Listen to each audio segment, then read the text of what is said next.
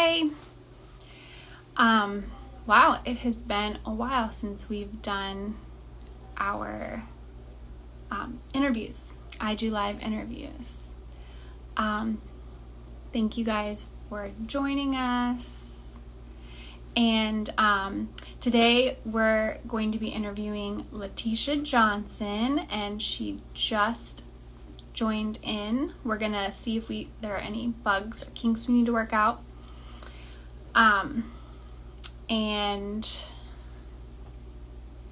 feel a small chat before we get started.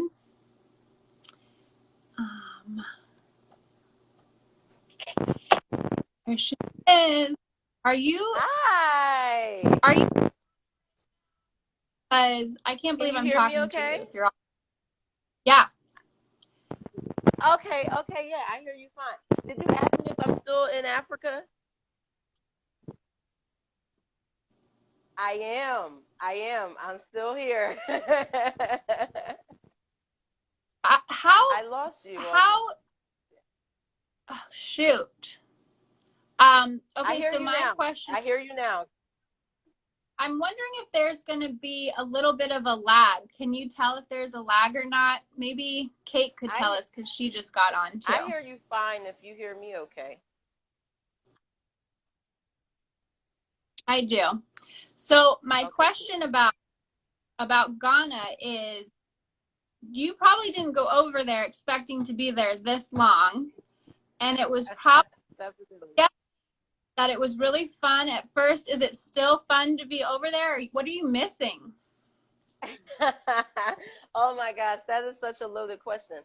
So first and foremost, definitely was not expecting to be here at this juncture. Just to give you a little overview, I actually came in the beginning of January for about 2 weeks. Then I came back the beginning of March it was set for 3 weeks. It was a birthday celebration, and then also for my charity, Less Privileged Ghana Foundation, we had a charity event set up. So I wasn't expecting to still be here. We started to hear inklings of this COVID-19, but it wasn't really anything that we paid attention to because we thought it would pass just like everyone else. And then the week of me scheduled to leave, it just was very unsafe, especially in the United States at the time. So I'm still here, 5 months and counting, but I should be back soon. And I'm having a great time. The people here are amazing. I'm so grateful that I've been blessed to have people in my corner to support me during this time. But there's some things I miss back home. Like there's certain restaurants, even though I know some of them are closed or they're not fully operational. My family. So there's definitely some things I miss. So, who are you staying with there in Ghana? So I have such a nice like a nice base of family. I call them extended family. So here I actually have a place. There's something kind of like, so here is a lot of community, and here there's compounds. So basically, in one area there can be several different houses, and what I love about here is there's a lot of structures that can hold a lot of people. There's guest houses and things like that. So I'm here with extended family. It's not like obviously it's still some uncharted, unknown territory because traveling is one thing, but to basically be a resident at this point is another.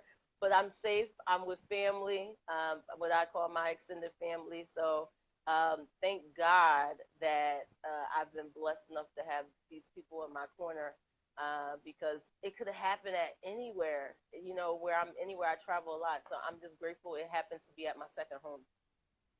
So, you are originally from Philadelphia, is that correct? Or the That is Philadelphia? correct. Philly. Yes, And yes. so Philly girl. tell me, what is the number one restaurant that you miss in the Philly area? Oh, see, that's unfair. You're gonna get me in trouble. Okay. There's so many. Okay. I would say as far as restaurants are concerned, Warm Daddy is the soul food spot Oh, that has shoot. live jazz. Can you hear me? Pause for a second, right when you were about to tell me the one I need to go to. Oh. I mentioned Warm Daddies, which is a restaurant, and it has live jazz. It's a bar restaurant, has live jazz. The environment is amazing. It's right on the Delaware, right by the Delaware River, Delaware Avenue, or Columbus Boulevard, and it's amazing. I love the ambiance. I'm sure it's not like that now due to COVID. So that's the restaurant. But as far as food, believe it or not, there's a place called Hip City Veg, and it has the most amazing vegan food. And I'm not fully vegan, but I'm telling you, it's so delicious. So if you like to eat healthy, they make you like they have cheesesteaks, and they have like, I mean, it's like a cheesesteak, but obviously they use like healthy ingredients. They have a cheesesteak. They have all these sandwiches. They have the best sweet potato fries. Oh my gosh! So I can't wait to go home, and that's like going to be my first pit stop. So, last fluff question before we start the meaty stuff, but which cheesesteak person, or do you eat? Uh, that's a good question. So I know Pat's and Geno's is like the commercial place to go to, but I actually like a place called Max's. And I grew up, I went to Temple University, which is in North Philadelphia. And I'm gonna be honest, it's kind of what we call quote unquote the hood, but they make the best cheesesteak. If you want to have a pig out day, you go there. It's nice, it's juicy, it's tender, it's unhealthy, but it's delicious. I went to Eastern University, which is near Temple, for college, and so we would go into Philadelphia late at night to the pretzel factory to get Yeah. one pretzels like as soon as they were cooked, like at 1 in the morning, and it was such a great memory. And I never liked Pat's or the other place because they were rude. They were so rude if you didn't order correctly. Yes. So try Max's. Okay, Yes. I am really excited to have you on, selfishly because I know money is an area where I need a lot of help, but I know so many of us female entrepreneurs need help basically changing our mindset so that we can do the other work. But first, I wanted to just introduce you to our community. Um, I met Lateisha through another business community here in the Philadelphia area, and I was so happy that she said yes to this interview. But Lateisha, can you tell us who you are, why you do what you do, and what it is exactly that you do? Sure. So, hello everyone. I am live based in West Africa in Ghana, but I am Philly born and raised, well, right outside of Philadelphia, Monco. Yay. So, I want to say hello everyone back home. I am a licensed financial coach. I am a author and speaker, and basically what I do is I help women get a better relationship with their money, and I help impact communities through financial literacy. And basically what that means, because that sounds it sounds so deep, but basically I help you get your money right, period. And I do that through first help, not just teaching you the mechanics of wealth, but helping you get the right money mindset, because it really is a mindset. Yeah, and the thing that stood out to me first when I first met you was the name of your business, which you put wealth and wellness together, which I thought was brilliant. And I would love for you to talk a little bit more about why you did that. Sure. Now, this I'm going to ask some rhetorical questions first, because I want people to have a better understanding of why. Because you don't really hear wealth and wellness together. You hear health and wellness, right? Because you think physical health is going to help you be well physically, but money is energy, believe it or not. So let me ask you a couple of rhetorical questions. You don't have to answer. Have you ever had a situation where you were your bank account made you feel very sad, or you looked at your pocketbook and you was like, "Oh my goodness," like it's like depression came on, or if you actually received some a good deal, or you got a nice check, you felt better about yourself. So you see how your emotions played a role. And most people don't realize that money is energy. It really is. And there's a emotional, a spiritual, and a mental component to money. So I don't know if you ever read the book or saw the documentary The Secret, but I would encourage everyone to check it out. It's free on Netflix. For those who have Netflix, The Secret by Rhonda Barnes, and basically it talks about the law of attraction. And one of the people in that actual documentary is John Assaraf, and he talks about the scientific beliefs around money in the mind, in the brain. He does a lot of study on that. And I followed him for quite some time. And basically, the money mindset or the money story is basically our beliefs and ideas around money. And a lot of that was shaped when we were younger. So I'll give you an example, personal example. When I grew up, I heard a lot. These are some of the phrases I heard a lot growing up in my family. Money doesn't grow on trees. You have to work hard for the money. Um, being rich is evil, or rich people are greedy. So my idea of money has such negative connotations. So why was it that when I started to receive income or make money, I had such a difficult time with keeping it. I had such a difficult time with learning how to manage it because my idea around money was like I had to work hard. For example, when I was a teenager and growing up into my early 20s, I had 2 and 3 jobs. And most college students have, might have multiple jobs, but I didn't have to have those many jobs. But I had this idea that I had to work so hard. So money was so hard. And that's a scarce poverty mindset because when you operate out of lack, believe it or not, and this is why it's very important that that your audience look into The Secret. When you operate out of lack, you actually attract lack back to you. When you operate out of abundance and you see that there's opportunity everywhere, even if it's difficult at times, you literally attract that to you. So like for example, when I was working, I right from college, I went to Temple University, and I worked in. I was in school for communications. I wanted to work in the news field, and I went to New York. And this is my first experience living on my own, young professional, and I was working for the largest broadcasting company in the world. And I was very grateful, and I made good money, but I didn't know what to do at all. So I made money, but I couldn't keep it. I didn't know how to handle it. And I was hearing terminology from being around this source of these resources about money and investing and things, but I had no clue. And that's the thing. I paid for I paid for college, and I went to school and all of this stuff, but I never had an idea of how money works. It's crazy. So I literally made so many mistakes, even though I had the ideal job or career. And it's because my money story early on was so scarce. It was so negative. And I had to literally prime my brain again, retrain my brain, and learn how money actually works. So I know that was a mouthful, but I hope that.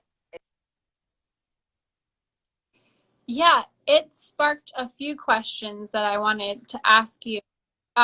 So I've been listening to your podcast called the Wealth and Wellness Network Radio. And I'm just talking right now and your screen is on pause. So I apologize. I hope that it picks up soon. Can you hear Yes, me I okay? hear you. Yes. Do you hear me? Okay. Yeah. So one of the things you said in there was that, well, you encouraged us to bring to light, write down on paper some of the lies that we were taught, implicitly or explicitly, about money growing up. And the one that came, I just got chills thinking of it because it's so sad. One of the lies that I believed was that I'm not smart enough to make a lot of money. And I carried that with me. I've had a budget ever since I left home, just because I was afraid. I was afraid of losing money, and I felt like I almost had to to hoard it and like be so specific about things that I didn't even have any fun because I was so worried. Mm-hmm. Thankfully, I've evolved from that, but I am nowhere near where I want to be. Still too much fear for me around money. You also said something a few minutes ago about our money being tied to emotions, I think is how you put it. And you may Yes. have even said this in your podcast. I'm not sure, but I almost wonder if it goes even to like we've attached our value to it and our worth to it. And of course, if we're Yeah. not brought up being taught have value and worth apart from anything else, just as being human, then if we're attaching it to money, of course there's going to be fear there. So my question to Exactly. you is, how the heck do we like cut the ties of fear from money?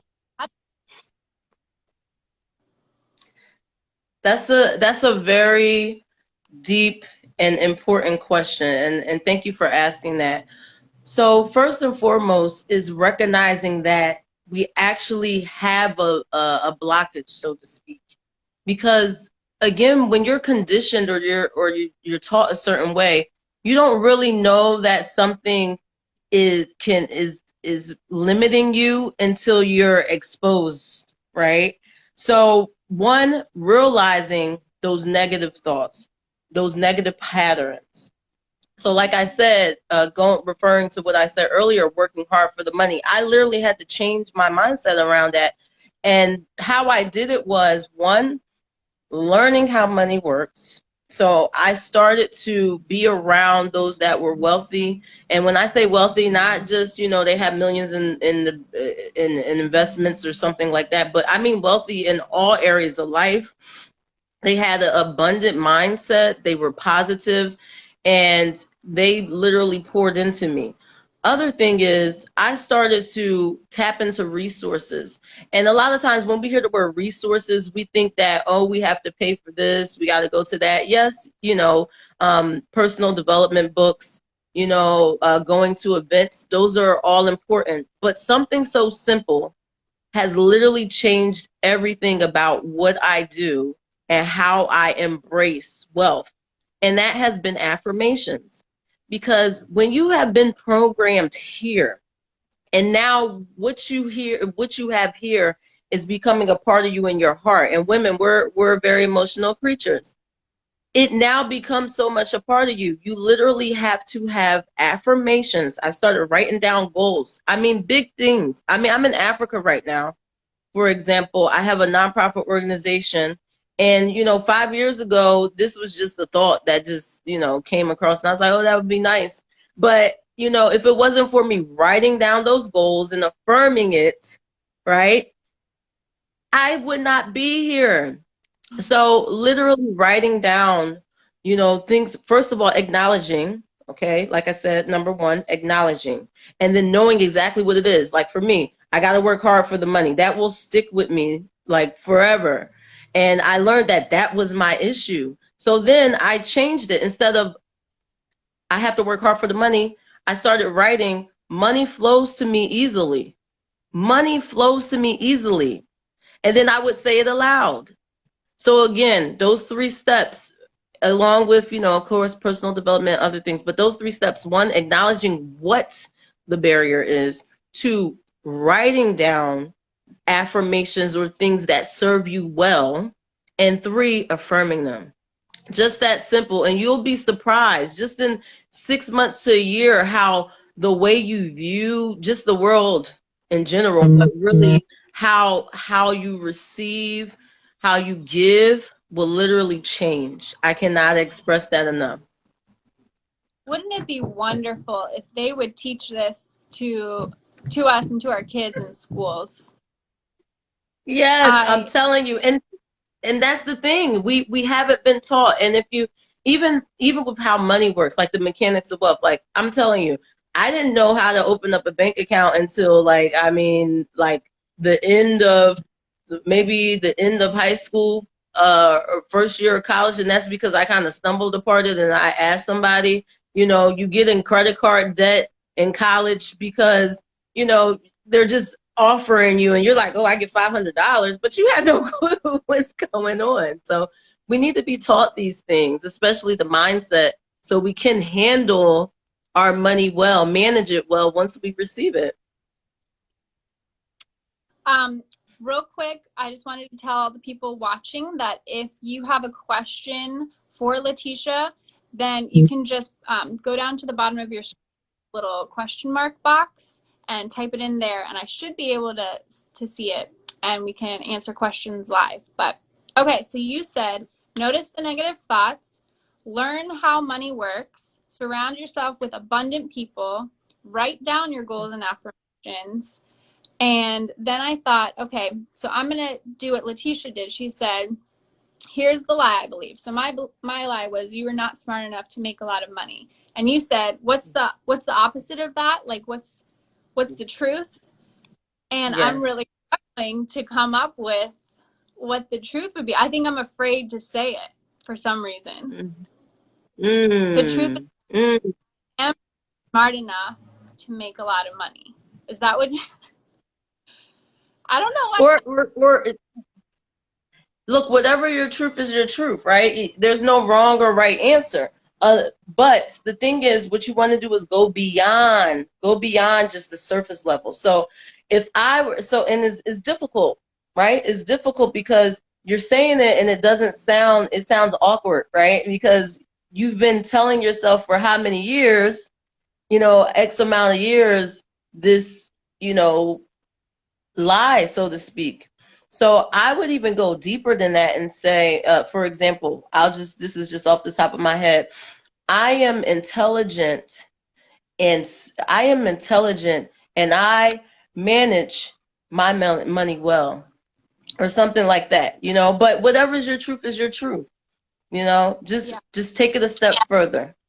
And it takes time. I'm telling you, it takes time, but it takes practice like anything else. So don't beat yourself up about it. The fact that you recognized it and now you're working on reshaping, priming your brain, eventually your affirmations will change over time. So it's fine. It's fine. Just stay out of your head. So important for a lot of us to have a coach like you, someone to give us permission to say the hard and the scary things. So thank you. Okay, so I'm going to move on to, we're getting some questions in.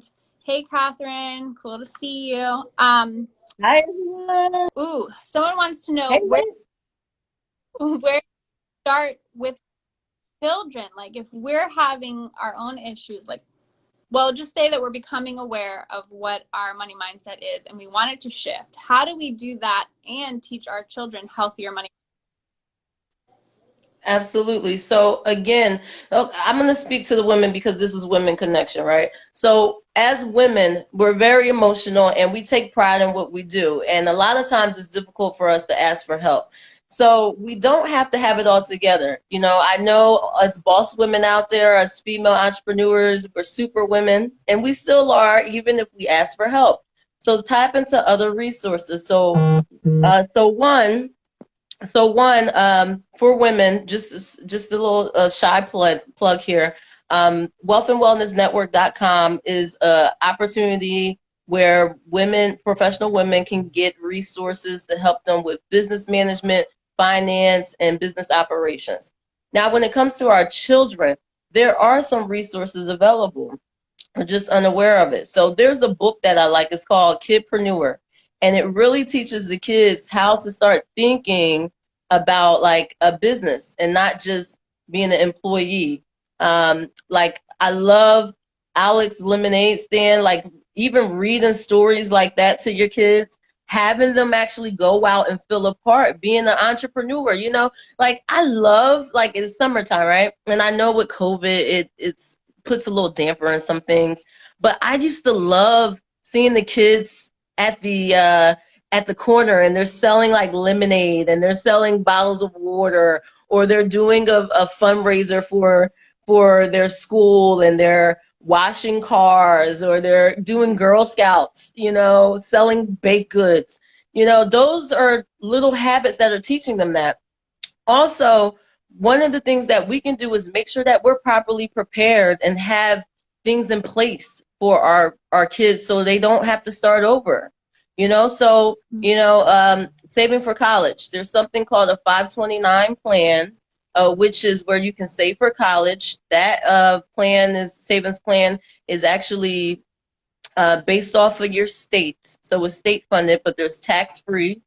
You get to use that money towards your kids' college. There's also something called a Cordell savings plan, or a education savings plan, and that is the same thing. You can save money for your kids' college up to 18, but with that particular plan, is not state run, and you can use it for any type of educational resource. So it doesn't just have to be college, it could be private school.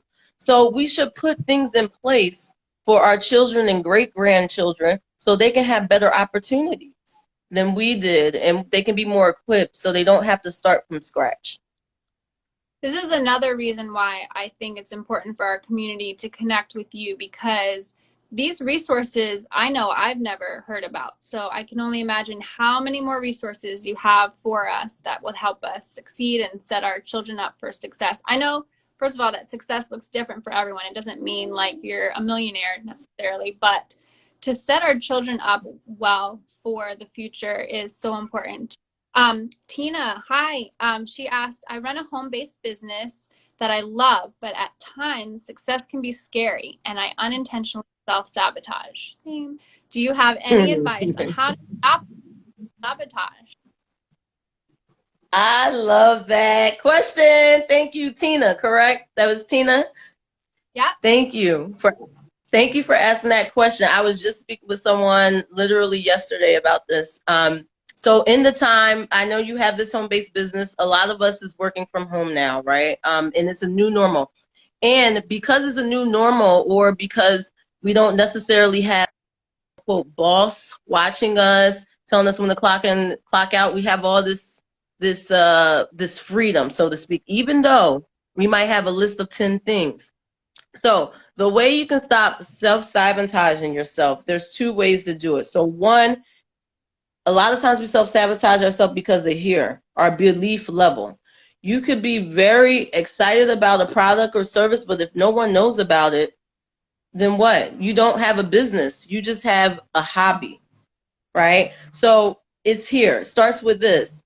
Like I said, affirmations, listening to those. And if you have a home-based business, I'm not sure if it's network marketing or MLM or anything like that. But if it is, a lot of times you can plug into calls. You usually have an upline or some type of mentor. So utilizing those resources so somebody can hold you accountable is also good. But it starts here, because if you have the confidence, if you have the self-esteem, you're going to whip yourself back into shape.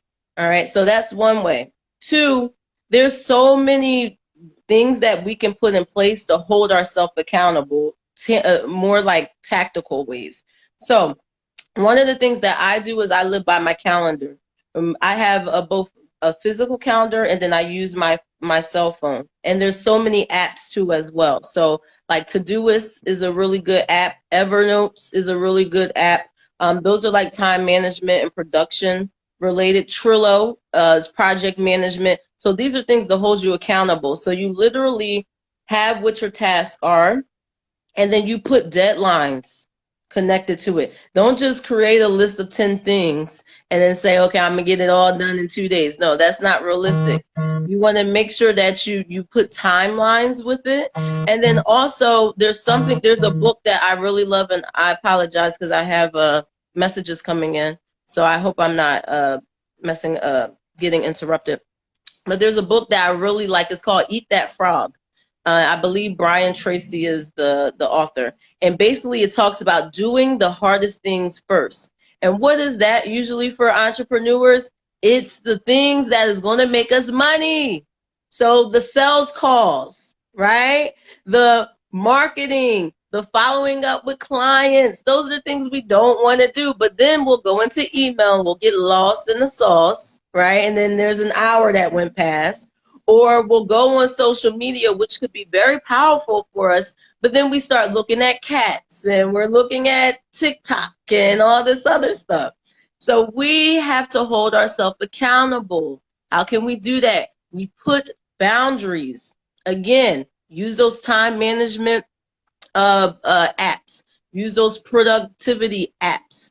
Write it down. Like I said, I have a calendar, a physical calendar, and I put things in my calendar to remind me of things like write your goals. I have my affirmations pop up during certain times of the day. So like around, I have one for 8 a.m. I have another one for 4 p.m. And then I think I have something around 11 a.m.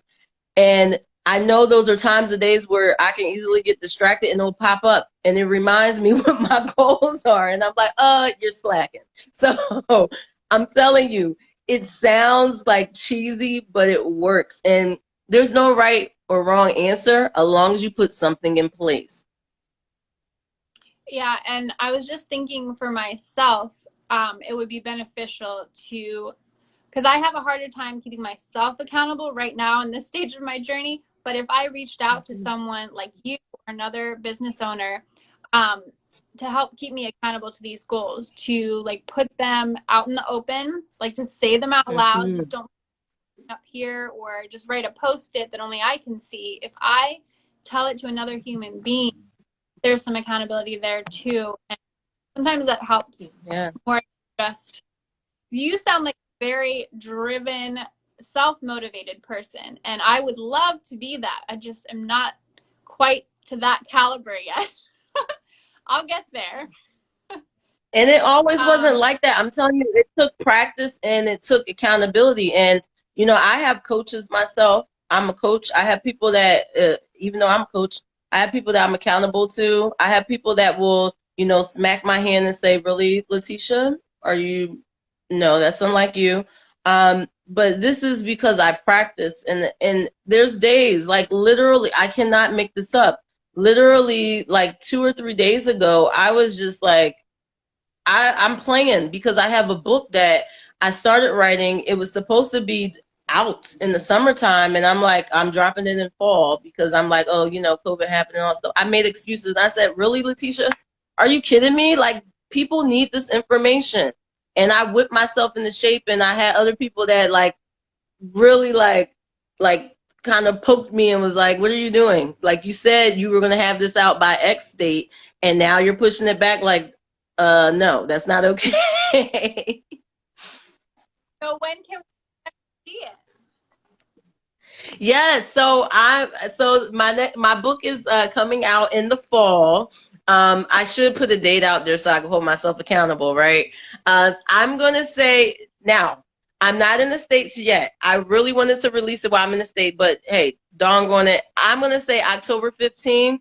But I'm gonna do what I want to do is a pre-launch and show excerpts from it.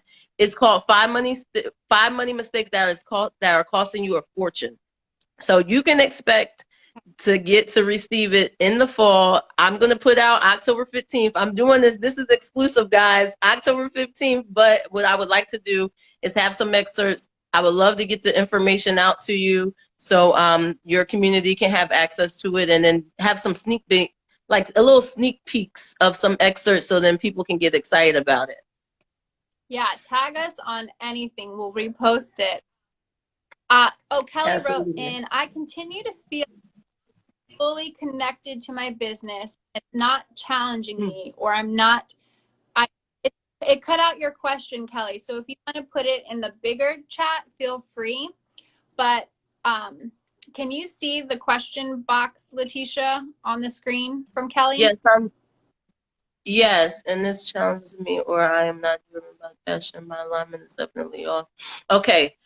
If I understand the question correctly, based off of what we saw, it seems like you're having a connection issue with what you're doing. So I always like to start with why. Why are you doing what you're doing? And when I say why, it has to be bigger than, oh, let's say you were a baker, right? And and you have the most amazing cookies. Now it has to be better than I make the best cookies and everybody says they're delicious, right? Your why has to be bigger than that. It has to be something that will drive you, that will keep you up at night, that when you are lazy and you want to just sit around and just watch videos of, cats and all types of other craziness, that you literally whip yourself into shape. So, for instance, for me, I have a heart for giving back. And what has driven me for such a long time is I want to be able to provide opportunities for young people and for women that don't have the necessary opportunities, that are from impoverished communities. And I had this goal a long time ago when I was in my late teens, and that drive me. That drive me.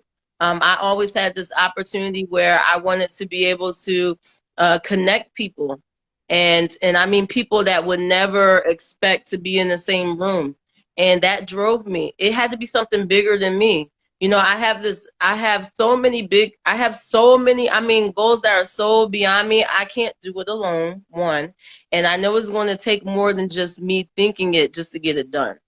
So your why is most important. And then once you figure out truly why you're doing it, it could be children, it could be wealth, it could be legacy, it could be, being able to provide for your elder parents, whatever it may be. But it has to be bigger than you. And once you have your why down, then take a look. Do you enjoy it? Does it solve a problem?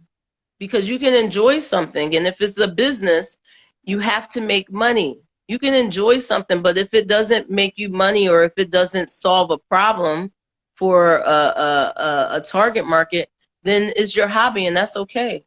But you got to make sure that it's something, again, one, your why, having it drive you, and then two, is this something that can help you, that you believe in, and that you can make money in, that's solving a solution. I hope that's helpful. She said, my why is not big enough. I hear that. That is what's really missing. Yeah. Absolutely. Another thing Absolutely. Make it big. Another thing that I thought of for myself, looking at my professional organizing business, sometimes it goes like this. Like right now, I'm really excited about it. I always enjoy it, but I'm not always excited about it or remember what my why is. And maybe that's because my why changes sometimes. So that's a great idea to ask yourself, why am I doing this again? Like when I start to feel like kind of bored, just be like, okay, why am I really doing this? And maybe it's changed from 6 months ago, and then that might give me a boost. So sometimes sticking with it for a little bit, I know it's going to be different for everyone, but that's helpful for me, sticking with it for a little bit and then start asking the why more often. So thanks. Yes, and it will change. It will change. Just like life, we all change over time. Our situations change. Our bodies change. Our experiences and circumstances change. So it's going to change, and you want it to evolve as you grow. Yeah. Can you tell us a little more? I think you mentioned the new app that you launched on August 1st. Is that correct? Can you tell Correct. that? These are the kind of questions that you want on that platform and that you can answer so quickly. Thank you so much for bringing that up. Yes, I'm super excited for the Wealth and Wellness Network. App is actually web-based and by mobile, so you can either watch, join from a desktop, or you can download the app. And basically, this platform is a community for professional women. Sorry, guys, if you have any questions, feel free to contact me, LateishaJohnson.com. But for the women, wealthandwellnessnetwork.com. Basically, what we do is an opportunity for you to get resources to help you in your business, help you with your money, and also connect with other like-minded people.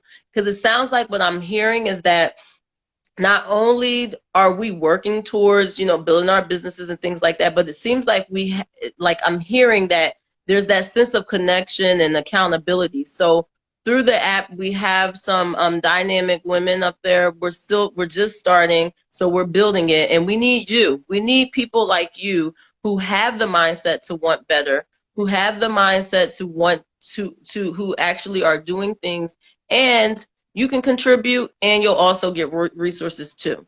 So I'm excited about it. Again, it's wealthandwellnessnetwork.com. It's free to join, and there's a wealth of knowledge, and it's amazing. I'm so excited. And again, that was just the dream. I'm saying affirmations bigger than me. I don't know how to code. I don't know how to code at all.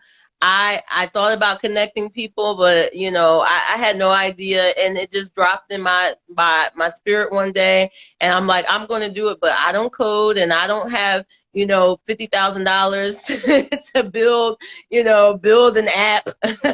So, and it happened. I'm telling you, the possibilities are out there when you have an abundant mindset. It goes back to that wealth and wellness. The opportunities is there. If you already think about it, you'll see them. Your eyes will open. Yeah, I believe that, and I'm starting to believe it more. Okay, it is 12:37, so it feels like I've only been talking to you for 2 minutes, but this is really. So the next question, this came earlier. Someone wanted to know if any debt is okay. So debt, the fun question. So I want to say, if you have specific debt questions, or if you have debt of $10,000 plus or more, or 10,000 or more, you definitely want to speak with a credit specialist. I am not a credit specialist. I'm a financial coach, so I have knowledge in various areas, but this is what I can say about debt. So debt, and I know this is contrary to popular belief, so don't be upset with me, but just listen. Debt is supposed to be utilized to build. What do that mean? The whole purpose of utilizing credit is so you can build something that will generate wealth, generate income. Now, we do it the backwards way, and it's because we haven't been taught. We just buy things. We get credit card and we max out the limits. That's consumer debt. We get a car and we get an auto loan, and because we don't have great credit, we're paying 2, 3, almost 4 times what it's worth, not realizing that as soon as we pull it off the lot, it's going to depreciate in value from about 20 to 30%. So the thing is, we're supposed to utilize credit to build more money, to build avenues of income. So for example, and I know some people are not going to like this, but it's the truth. Now, I know we get I know we get student loan debt. I was guilty of that. Now, if you're a doctor or a lawyer, you have to go to school, right? And it's going to cost you maybe $100,000 plus to go to school. That makes sense, but you're going to come out making probably $100,000 a year. And yes, you won't be able to pay your debt off right away. But let me ask you this question. If you're going to school to be an accountant, for example, no, nothing bad towards accountants, but using accounting as an example, do you have to go to a school that's $100,000 a year? Does that make sense? Or can you go to, a state school where it might be $10,000 a year? So just being smart with our money, right? And again, and getting it to build. So if you get a personal loan because you want to, or a business loan because you want to open up a business front, then that makes sense. A storefront, that makes sense.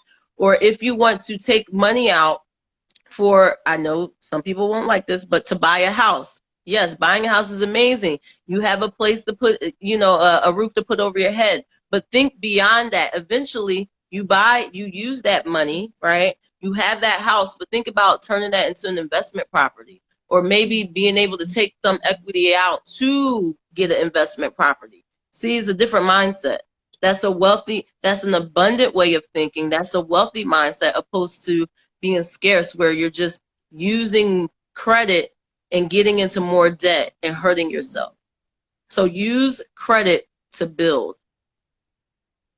That's great. Yeah, and it all does boil down to your mindset. So that's a great reminder. What is the biggest financial drain or mistake commonly made? I would have to say overspending. Most people overspend, and the reason why they overspend is because they have no idea about what their numbers are. They don't know what's coming in or going out.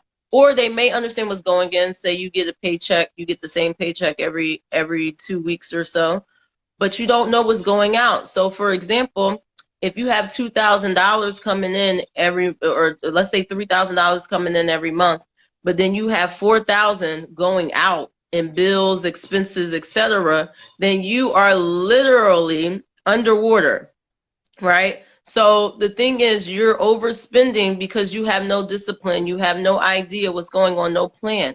So I know most people hate the B word, and I'm not talking about that B word. I'm talking about budget, right? So if you don't like the word budget because it goes back to mindset, some people have negative connotations with budget. Use the word plan. Use the word freedom. I don't, whatever you want to call it. It doesn't matter, but you need it. So you need to know what's coming in every month. That's usually a little bit easier, right? Because people want to talk about how much money they got coming in. Now you have to sit down and track your expenses. It's some now these days it's a little bit easier because if you use a credit card or some type of debit card, you can usually get your statement. If you use a lot of cash or if you take out ATM, then you need to track it. One of the ways that I use is an envelope method. So if you're paying a lot of cash, say you have $1,000 in an envelope, and literally track what you're using that for. Not only do I want you to know track how much you're spending, but I want you to pay attention to where your money's going. So I know with COVID right now, some people are saying they're able to save more, but believe it or not, I've been hearing a little bit differently. People are spending more. They're spending more because of Amazon and Uber Eats and all of that stuff. So just be mindful where your money's going. For example, are you spending too much on entertainment? Are you spending too much on retail? Obviously utilities, you got to pay those. But it's very important to pay attention to those extracurricular and things that are non-necessities. Some things are a luxury. For example, I know we love cable and everybody's being home, but do you need every single channel right now? Or can you get the basic package? You might save 85, $100 with there. And do you need to get the latest sneakers or ladies? Do we need to get the latest what do you call it, handbag? Things like that. And I know some people feel like it's torture, but once you have a better understanding, if you know your numbers, you know that I have this amount coming in and I will need approximately this amount of money to take care of my bills, my major expenses, then you can save and invest. But it's very difficult to be disciplined and invest or save a certain amount every month when you have no idea of your money, of your numbers, and your overspending. So I know that was a mouthful, but really overspending is what get people in trouble, hence the debt, hence why people can't save, and investment is not even on the table. Yeah. So, two things about the budget. First, when in one of your podcasts, you had us write down words that came to our mind when we heard the word budget. And so that came to mind for me were safety, room to breathe, boring, but free. And is a huge part of it. For example, I wasn't as afraid when COVID happened because I knew, okay, since I'm not going to have to put $150 this month towards gas like I normally do, I can use that for any other overage that happens because of COVID. And so I had some peace there. The second thing I want to say about the budget, though, is when I first started it, I didn't have a lot of expenses. I was living in a really cheap place here in the city. I was not eating as much as I probably should have. and I was like mooching off of people. I was able to put aside money for that month and the month ahead, so that whenever I got paid, I was not living paycheck to paycheck. I was putting away for the next month. How do we do that when we're older and we have 3 kids and we're not able to work right now, or whatever? Like, how do we budget 2 months out? That's really Or good. do we do? So so 2 things with that. So one, budget, just going back to what you were saying, the words that you think about, call it whatever you want. You can call it savings plan, freedom plan. You can call it whatever you want. Even when I put cash aside, I have like an envelope. I use a certain amount of cash where I use it just to spend on me. So I love going to the spa. I love the arts, and I call it me fund. That's my me fund. That sounds a lot better than me saying my budget. So I look forward to that. The way I'm able to do that is because I pay myself first. So that's a concept I want everyone to understand. Paying yourself first is basically where you set aside a portion of your money and it goes to you first before you pay Verizon, Pico, whomever. A lot of times we pay all of our bills and then it's so easy for us to have an emotional breakdown because we see zero or negative. You know, so pay yourself first, and then believe it or not, we're women. We're so smart. We know how to we're resourceful. We can make a little go a long way. So if we're paying ourselves first, and say we pay ourselves whatever that is, 10, 20, 30%, whatever's comfortable for you. Usually start at around 10%. And you're paying yourself first. Let's just say for easy math, $100, right? Say you take $100 off the top, and let's say it was 1,000 you had, right? You take 100 off the top, you have $900. Because we're resourceful, we'll find a way to make things work within that $900. And if something does not work within that $900, cut it off. Period. So pay yourself first.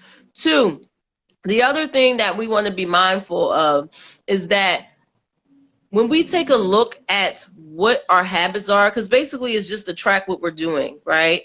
It's to track what we're doing because sometimes we don't realize it. It helps not only create discipline, but it helps us realize what we need to do to make sure that we raise what we have coming in. Because there's only 2 things. It's really simple. You can either cut your expenses or bring in more money. We make it difficult, but it's really that simple. That's how you build wealth. You have money coming in and you cut the money that's going out.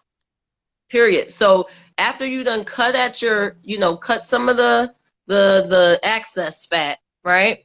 If you don't have enough remaining, you create multiple streams of income. And many people have heard that. And I think a lot of women end up getting frightened because when you say multiple streams, one, we have been conditioned to go to school, get a job, work there for X amount of time, and get one paycheck, right? So that's one reason. 2, when you think multiple, you think of yourself being everywhere all the time.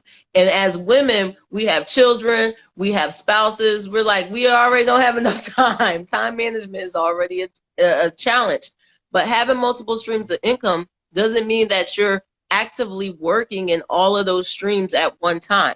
For example, I'll use myself. I have my coaching. I'm a licensed financial coach, so I do my coaching. I'm an author.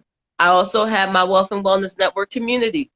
In addition, I have my nonprofit organization. In addition, I have my stock portfolios. I do investing, all types of investing. So those 5 streams right there. Am I doing all of them? No.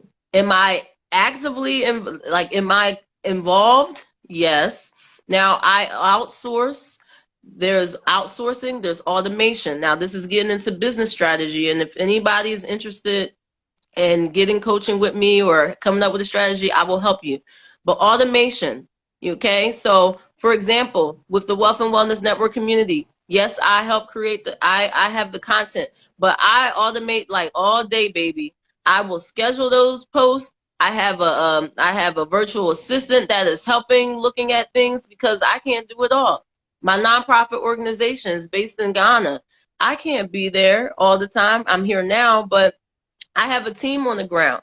And yes, some of you are probably thinking, I don't have the money or the means to pay everybody. That's when automation comes into play. So for those of you who have home-based business, you can automate social media, you can automate email, you can automate a lot of things. Even your e-commerce can probably be automated. So you don't have to get overwhelmed, and then think of even real estate. Real estate is passive income. Think of passive income ways.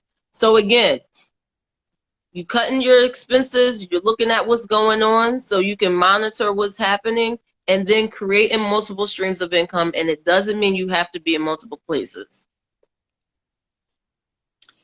Okay, that's a lot. And another reason why we need to connect with you outside of this platform. So before we go, I do want to mention and talk about your nonprofit organization and like see how we can check it out, just see what it's all about. You said that what motivates you to keep going when you get those funks is that you have this why of I want to be able to give back, and you're doing that. I even wrote a post-it for myself, like when I get in those slumps, I'm gonna remember, oh, the reason why I have this business is so that I can make money to give away. So thank you for that. But I want to hear more about, it's called the Less Privileged Ghana Foundation, correct? Yes, correct. And you can find out more information at lessprivilegedghanafoundation.org. But basically what we do is we provide resources for young youth and women to be able to have opportunities to build skills and be able to provide for their families as well.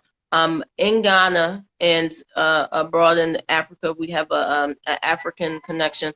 In Ghana, unfortunately, there aren't a lot of opportunities, but there are so many people who have a lot of heart, who has a lot of talent. And if they just had the right resources and the opportunities for them to be able to provide for their families, then we could be able to empower the community and create a stronger economy.